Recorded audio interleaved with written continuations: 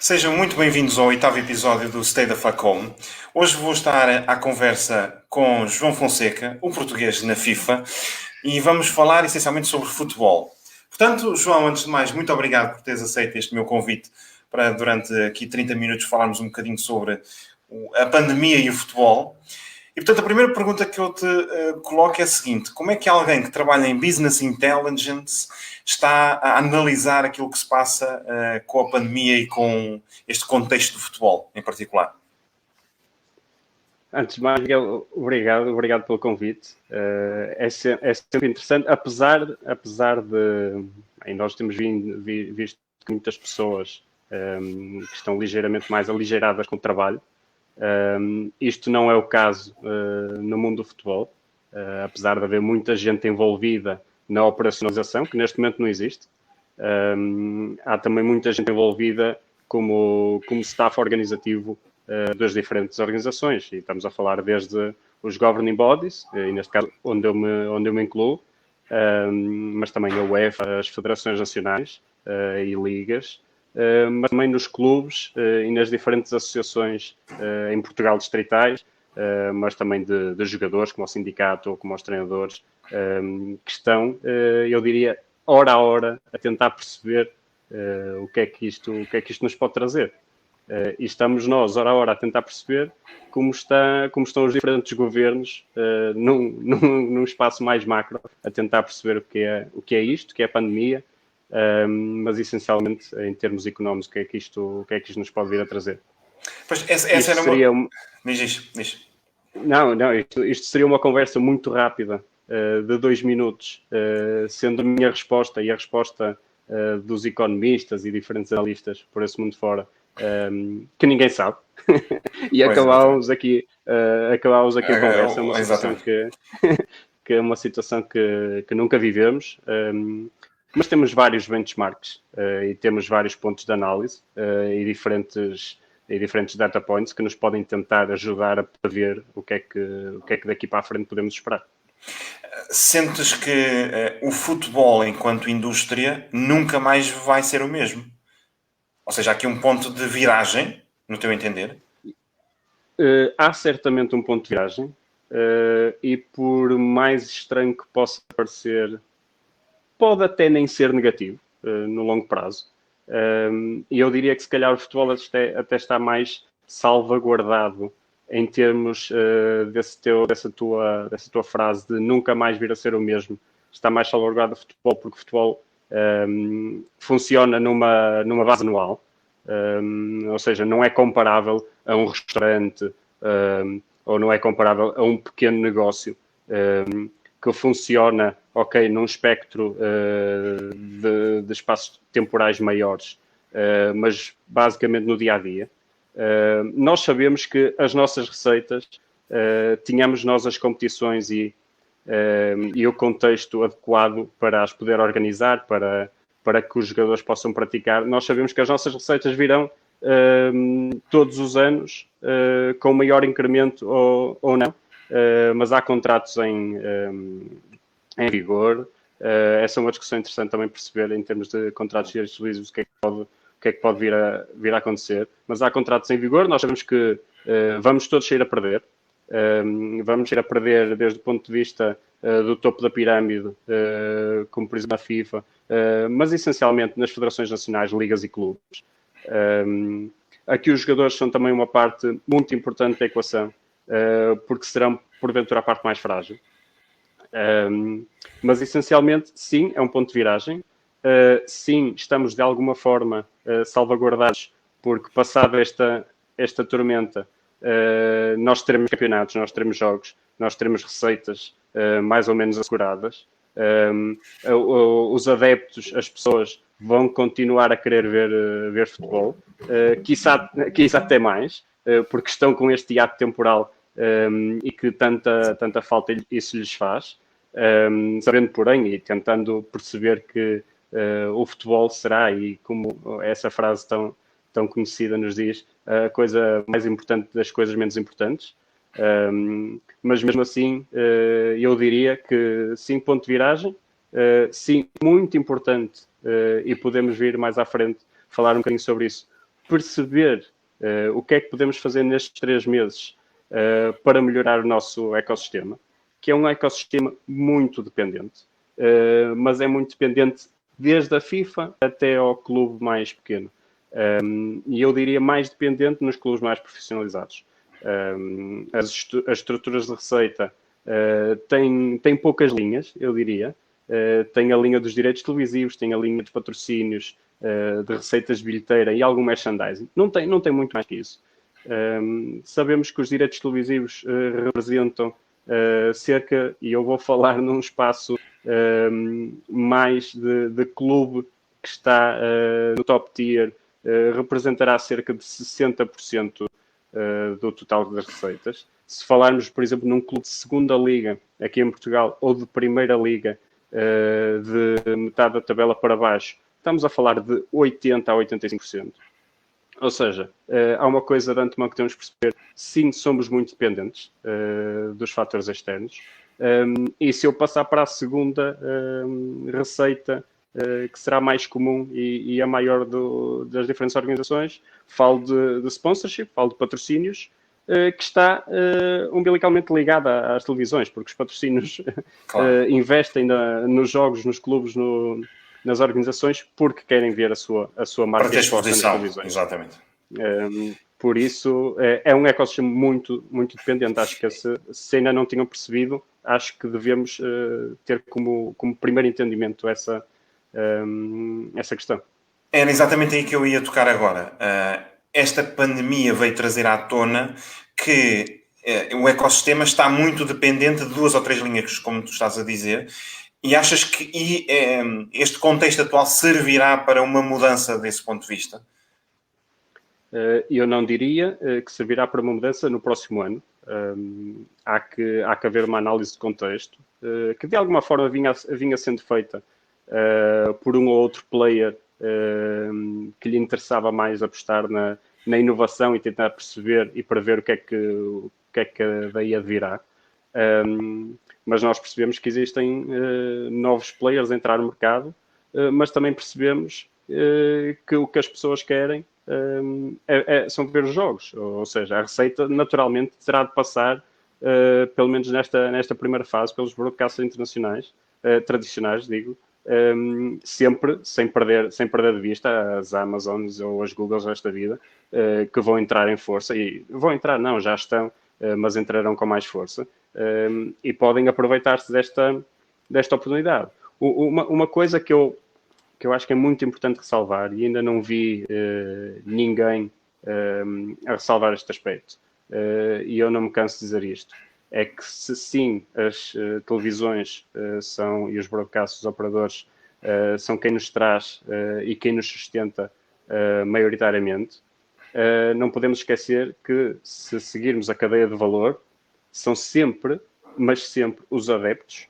os fãs, os consumidores que fazem trazer à tona esse dinheiro, seja de uma forma direta na bilheteira, quando vão ao estádio, ou de uma forma indireta quando pagam a mensalidade da Sport TV ou da Eleven Sports para assistir ao jogo. É a partir daí que esta cadeia gira e que tudo cresce, exatamente. Por isso, também é preciso não esquecer que o futebol não vive numa ilha, que passar esta pandemia, e teremos seguramente uma recessão muito, muito forte.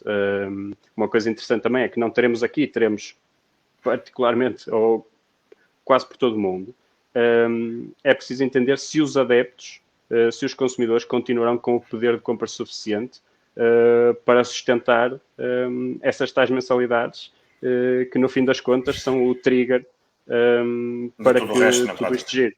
Exatamente. E pegando nessa informação que estás aqui a colocar, eu lanço-te aqui uma outra questão.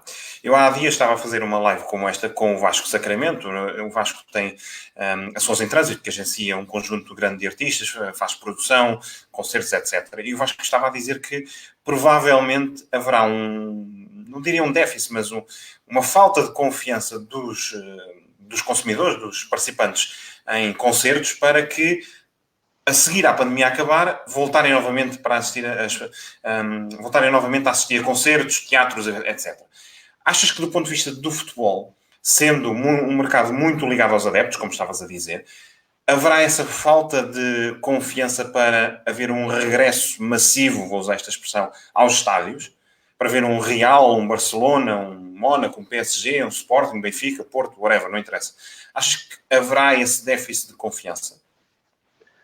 Haverá sem dúvida um primeiro déficit de confiança, de segurança, quando isto passar, as pessoas pensarem novamente a ir aos estádios, mas nomeadamente a espetáculos com muita gente. No entanto, tenho em conta que o futebol será, à partida, o primeiro, mesmo que essa desconfiança exista, o primeiro a não sofrer com isso. Porque o futebol gera um interesse enorme.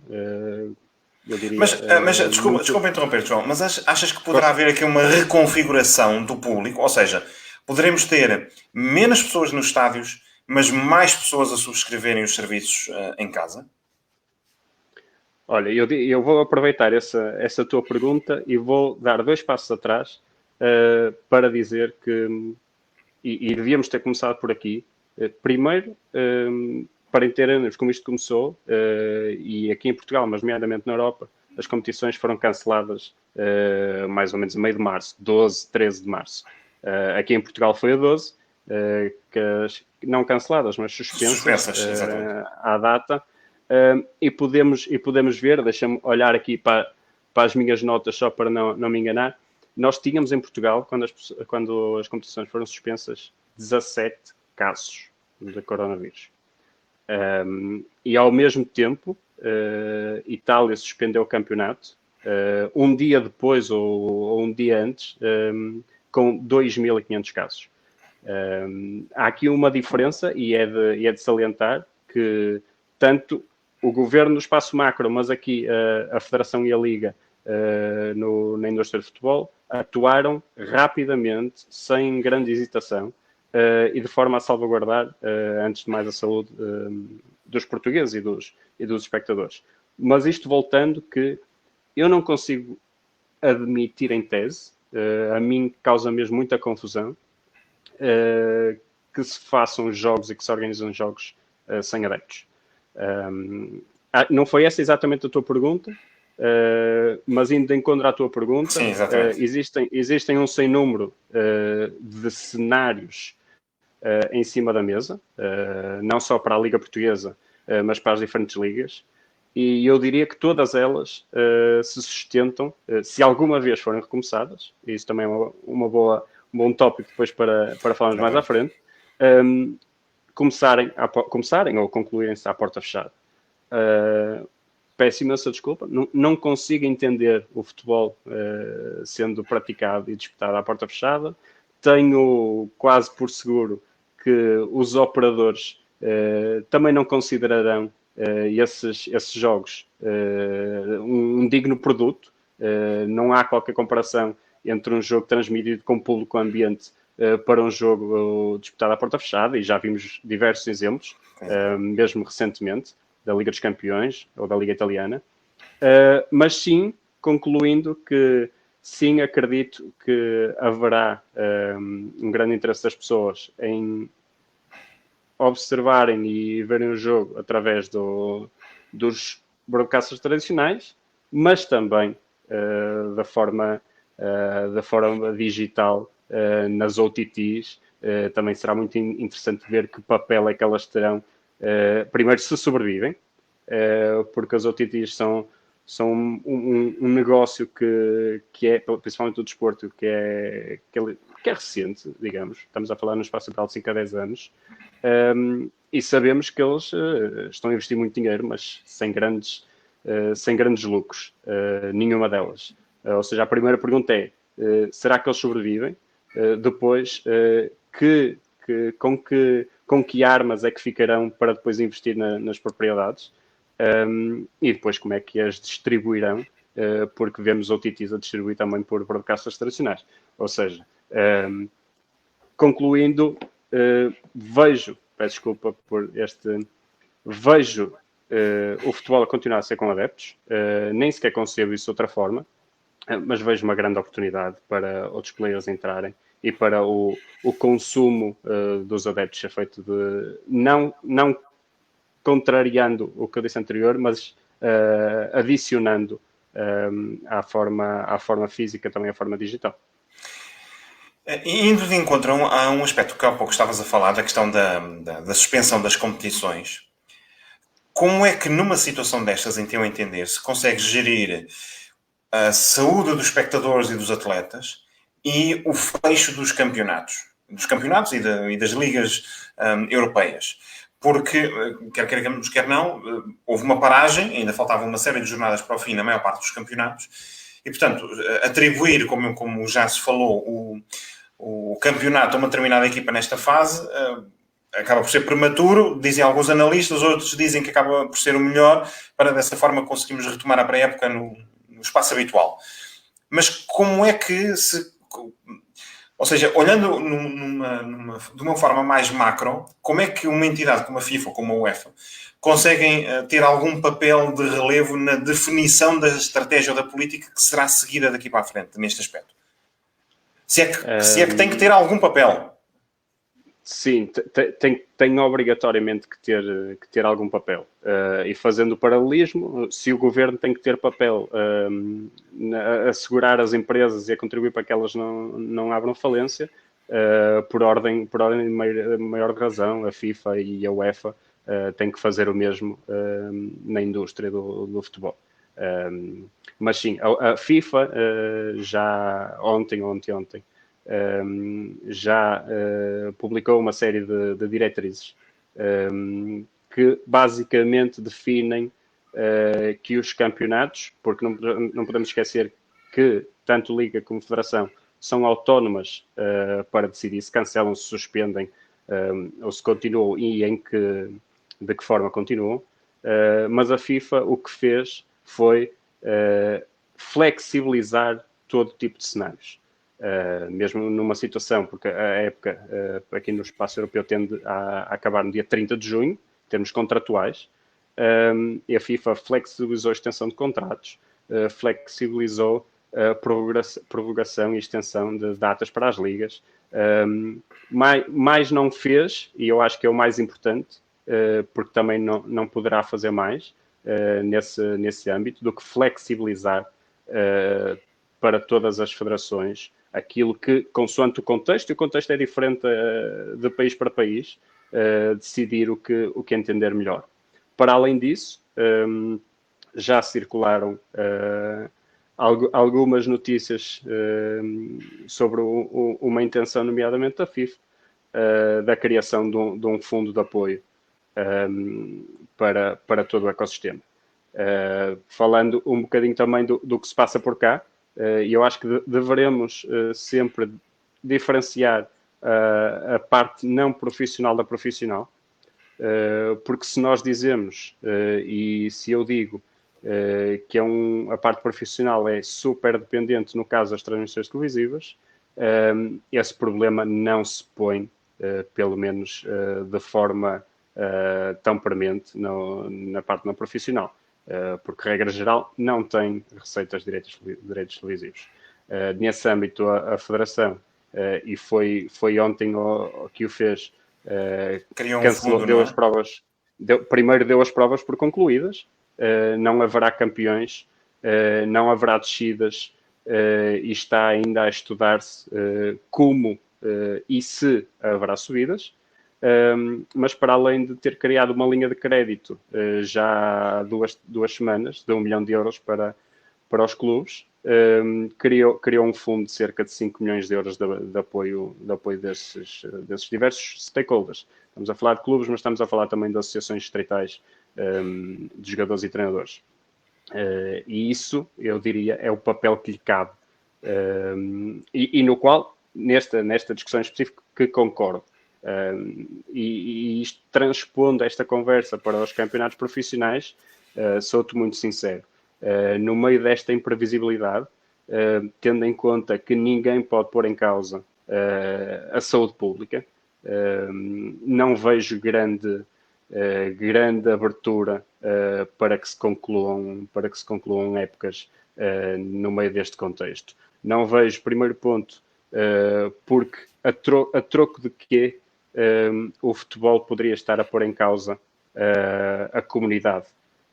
Porque nós temos que perceber que mesmo jogando à porta fechada, e já tenho a minha opinião sobre o que penso sobre isso, no mínimo nós sabemos que para a organização de um jogo nós teremos que ter cerca de 200 a 250 pessoas no mesmo espaço, desde jogadores, equipas, staff técnico, operadores de televisão, delegados, árbitros, é um sem número de gente que quando saem do estádio vão contactar com as outras pessoas. Vão para as suas casas. Na melhor das hipóteses, vão para as suas casas. E estaremos a falar, no caso de 250 casas, se quiseres fazer agora contas, multiplicados por 2 ou por 3 do agregado familiar, e nunca mais acabávamos. E eu pergunto, a troco de quê? Eu acho que o futebol tem aqui uma oportunidade fantástica de servir como exemplo, como tem sido feito. Eu não estou a dizer que não tem sido feito, mas a oportunidade de servir como exemplo de responsabilidade social é aqui, acho que é uma oportunidade fabulosa. Os clubes têm doado dinheiro, os jogadores têm percebido que também são parte integrante deste, chamemos, problema, e estarão dispostos a reduzir salários. Todos contribuirão para uma rápida ou uma mais rápida recuperação desta pandemia. Agora, não vejo, sinceramente, como poderíamos acabar uma época. Faltam 90 jogos, só falando da Primeira Liga, faltam 90 jogos. É muita coisa para chegar até o final do ano. É muita coisa. E eu estou a falar em termos de comunidade pública, mas também tenho que falar do outro lado. Eu acho que se tem que defender intransigentemente a saúde dos jogadores, dos intervenientes. Não é explicável que eu ponha em causa jogadores, e depois podemos entrar quanto vale cada jogador e nunca mais saímos daqui, mas só falando da saúde, não é explicável que eu ponha em causa jogadores a correr o risco de infecção, seja em maio, junho, sabendo que eles têm que começar a treinar cerca de 3 semanas a um mês antes. Fala-se em que um lugar específico possa ser escolhido e decidido para albergar os 90 jogos, mas eu acho isso sinceramente um cenário excêntrico. Mesmo em termos da coisa mais básica, que é a manutenção do relevado, toda a gente sabe que isso não é possível. 90 jogos no mesmo relevado, assim, de quase seguida, é complicado. É muito complicado e temos, por exemplo, a UEFA diz e sugere que as ligas se devem acabar. Isso é entendível à luz da razão da quantidade de dinheiro que está em jogo.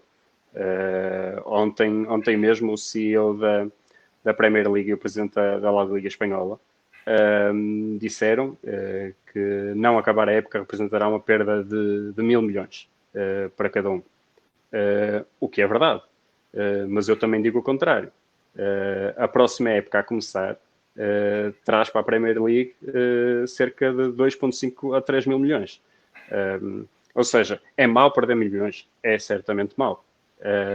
O que eu digo é que temos de pensar se uma tentativa forçada de os ir buscar, pondo em causa muita coisa, não desregulará logo à partida todas as próximas épocas. Estamos a falar de uma época... Achas que pode haver um desequilíbrio e, digamos assim, um jogo de forças entre os milhões que estão em causa, que são bastantes, como referiste, e, por outro lado, a saúde pública ou a preservação desse mesmo interesse público da sua saúde? Achas que há aqui um desequilíbrio? Essa discussão está a ser feita todos os dias.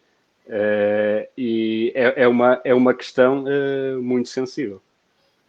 Porque, como já te disse, não vejo possível, e espero que o seja, vamos lá ser claros, espero que o seja, porque se a pandemia acabar em uma semana, em todos os países europeus, rapidamente se equilibram as contas, reduz-se um bocadinho o tempo de recuperação dos jogadores e nós conseguimos acabar. Agora, sabes tu e sei eu que isso não é previsível. E temos o exemplo da Bélgica, que cancelou já a sua liga e que atribuiu o título ao clube que ia à frente, cerca de 15 pontos. Pronto, esse caso também é um caso fácil, não é? É facilmente entendível que um clube que vai à frente de Sim, 10 a com 15 15 pontos, pontos, pois. que seja mais fácil tomar essa decisão. Eu sou-te sincero, eu defenderia sempre e à partida, tendo em conta que cada contexto é o seu contexto, mas declarar a época como nula. E percebendo aqui que isto é muito complicado de se dizer. E é muito complicado porque as equipas investem, os jogadores investem, toda a gente investe numa época para que ela possa ser concluída da melhor forma, com títulos, com transferências, com boas performances, e depois chegam a meio em que dizem que a época vai ser cancelada, é muito complicado. Mas, Miguel, temos que compreender que ninguém tem culpa disto, certo? Claro, exatamente. Ninguém tem culpa que o vírus tenha chegado, que tenha feito parar tudo e que se tenham tomado ou que se possam vir a tomar decisões destas.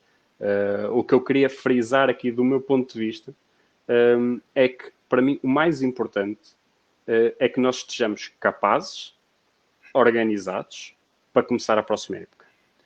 Não obstante, perceber, primeiro, que quanto mais rápido tomarmos a decisão, se continuamos, se cancelamos, se o que quer que seja, quanto mais rápido a tomarmos, melhor é, porque isso permite-nos a todos pensar em como mitigar as consequências desse tal possível cancelamento. E eu aí tenho que dizer também que, mais uma vez, no meio deste caos, existe uma oportunidade única para o futebol português. E que é pôr em cima da mesa outra vez a centralização dos direitos televisivos. Isto é um tema que me é muito querido. Tenho falado nisto muitas vezes. Mas isto não é rocket science. Isto é uma questão de perceber que e dou-te um exemplo, das 55 federações europeias que estão albergadas na esfera da UEFA, apenas duas não têm os seus direitos, apenas duas ligas não têm os seus direitos centralizados, e que é o caso de Portugal e essa superpotência do Chipre.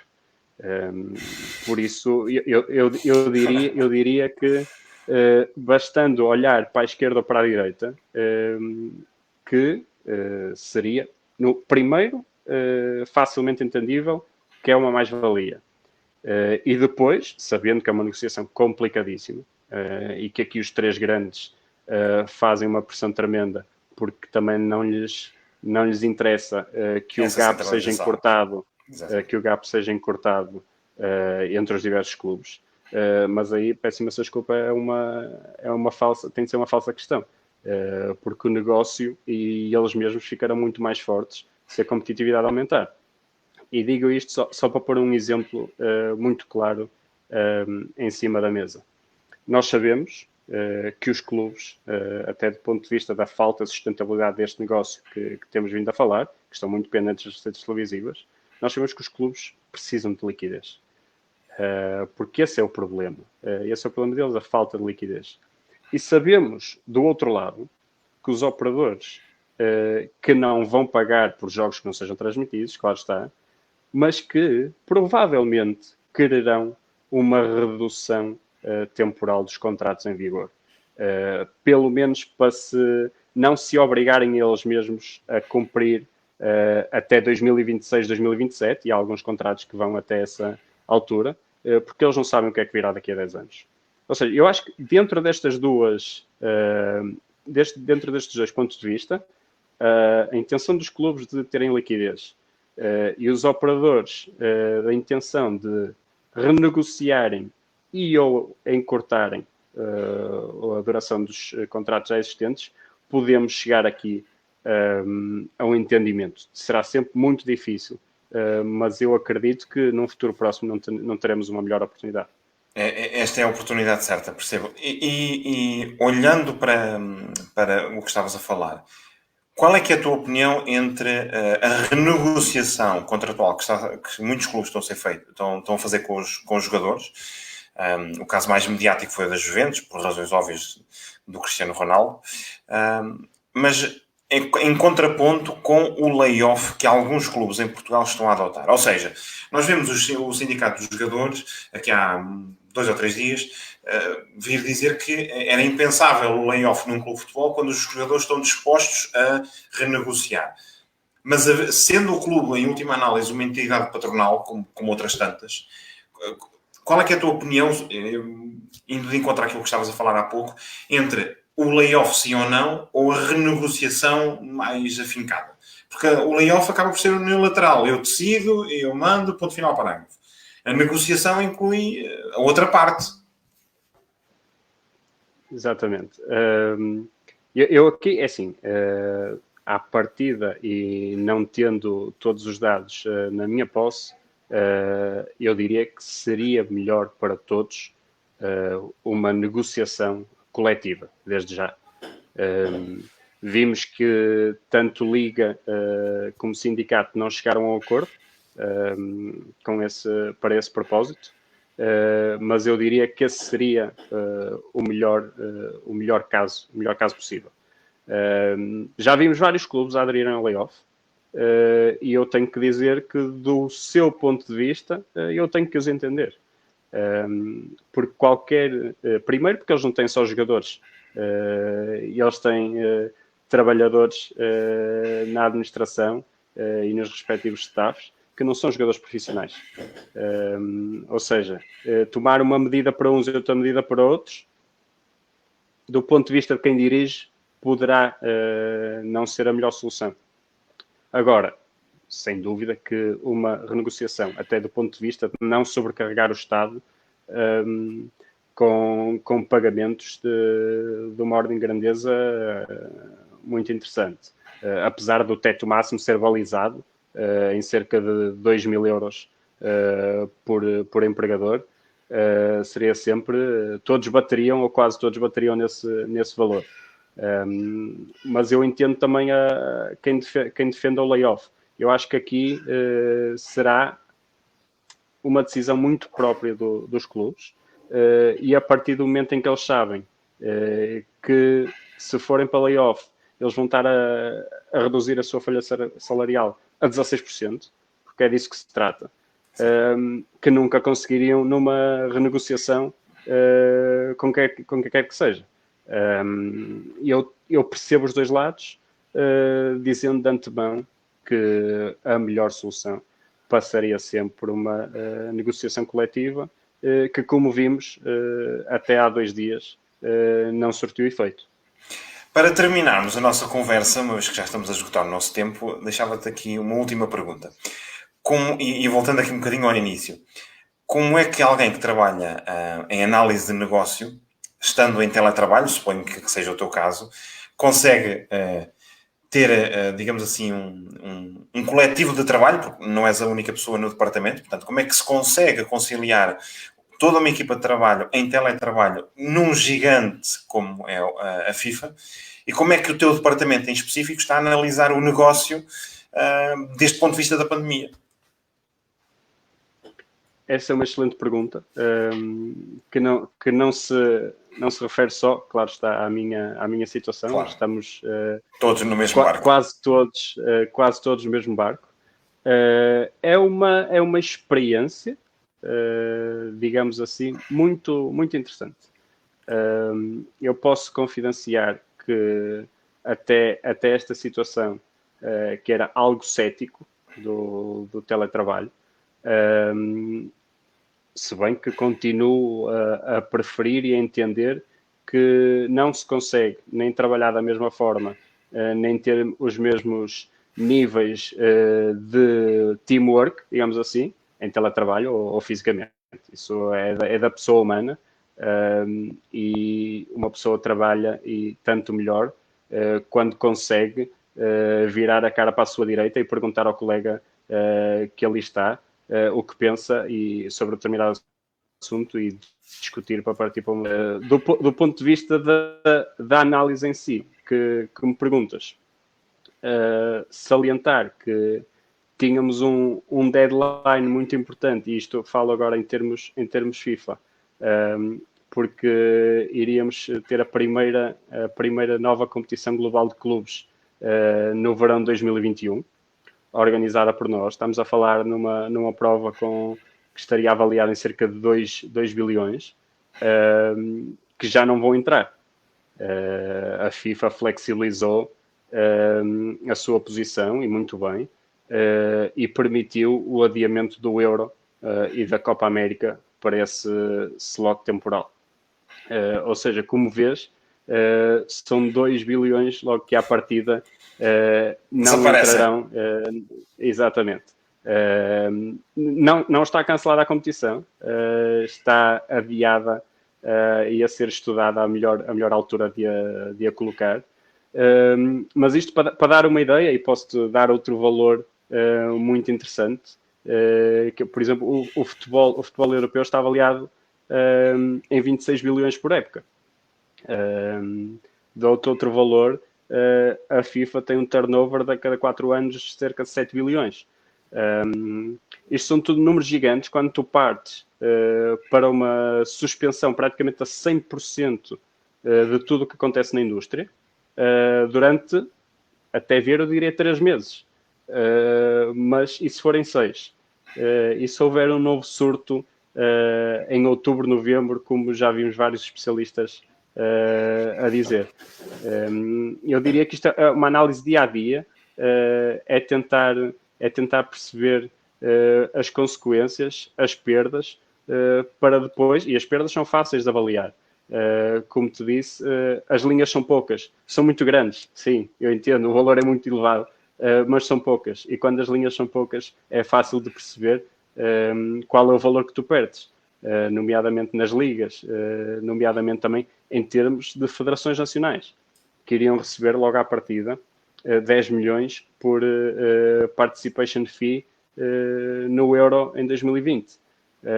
Estamos a falar de muito dinheiro, mas eu diria que é muito mais difícil, porque as linhas são inúmeras de uma economia nacional, do que analisar na indústria do futebol. É perceber, até porque a indústria do futebol é muito desigual, e tens 5 a 10 ligas muito fortes, que movimentam cerca de 80% do volume total do dinheiro no futebol, e quando assim apesar de grande incerteza e de não sabermos bem o que vai acontecer, os cálculos são fáceis de fazer. O mais difícil será pensar nas ações que se podem ter num futuro muito, muito próximo para as mitigar. E aí eu acho que, dou 2 exemplos, a FIFA, que é onde estou, vai certamente entrar em campo e ajudar a suster este caos, e no caso português a Federação já entrou, e eu diria que não ficaria por aqui. Certíssimo, João, muito obrigado. O nosso tempo chegou ao fim. Peço para não desligares, que eu queria falar contigo mais um bocadinho no final. Vou aqui retirar-te do ecrã. E agradecer ao João mais uma vez a presença, a todos vocês que assistiram e que eventualmente poderão assistir. Dou já uma última nota. Regressaremos para a semana para debater o Estado português em relação ao ensino superior, o que é que está a ser feito, o que é que poderá ser feito, quais são as expectativas para o ensino superior daqui para a frente. Portanto, muito obrigado por estarem desse lado, por assistirem a mais este episódio do State of a Call. Fiquem em casa, fiquem bem. Bom fim de semana. Muito obrigado.